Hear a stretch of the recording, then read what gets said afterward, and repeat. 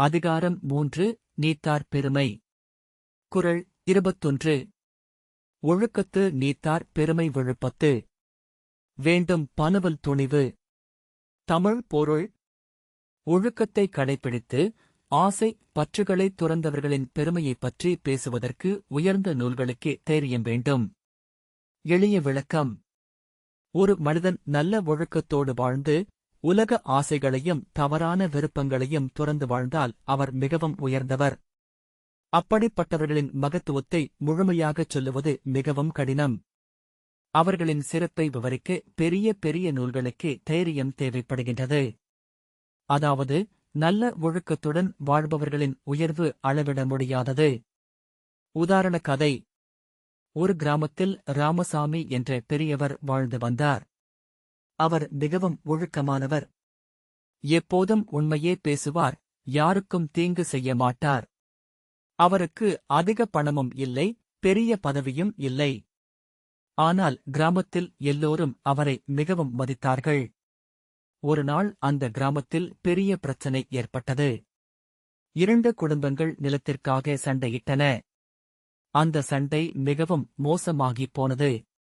அப்போது கிராம மக்கள் எல்லோரும் ராமசாமியிடம் சென்று தீர்ப்பு கேட்க வந்தார்கள். ராமசாமி மிகவும் அமைதியாக இரு தரப்பையும் கேட்டார்.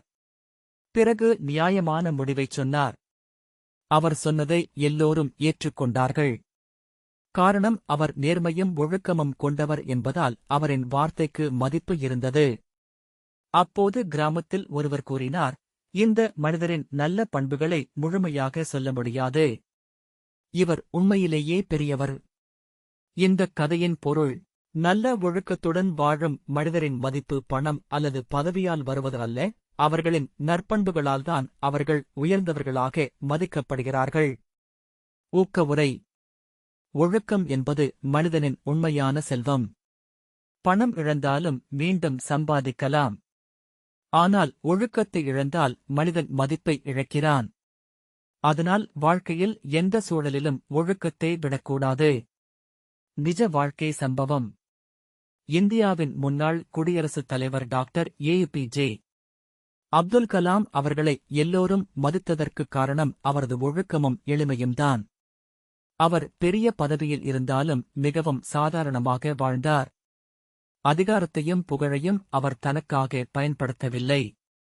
அதனால் இன்று வரை உலகம் முழுவதும் மக்கள் அவரை மரியாதையுடன் நினைக்கிறார்கள். நகைச்சுவை உதாரணக் கதை. ஒரு பள்ளியில் ஆசிரியர் மாணவர்களிடம் கேட்டார், நல்ல மனிதன் என்றால் யார்? ஒரு மாணவன் உடனே கையை உயர்த்தி சொன்னான், மாஸ்டர், அம்மா அருகில் இருக்கும்போது நல்ல பையன் மாதிரி நடக்கும் நான்தான் நல்ல மனிதன். அதை கேட்டு எல்லோரும் சிரித்தார்கள். ஆசிரியர் சொன்னார், அது நல்ல மனிதன் இல்லை. யாரும் பார்க்காத நேரத்திலும் நல்லபடியாக நடக்கும் மனிதன்தான் உண்மையான நல்ல மனிதன். கதையின் சின்ன பொருள். ஒழுக்கம் என்பது மற்றவர்கள் பார்க்கும்போது மட்டும் காட்டும் குணம் அல்ல, யாரும் பார்க்காத நேரத்திலும் நாம் நல்லபடியாக நடப்பதே உண்மையான ஒழுக்கம். மீண்டும் குறள். ஒழுக்கத்து நீத்தார் பெருமை விழுப்பத்து. வேண்டும் பனுவல் துணிவு. அடுத்த குறளில் சந்திப்போம். நன்றி.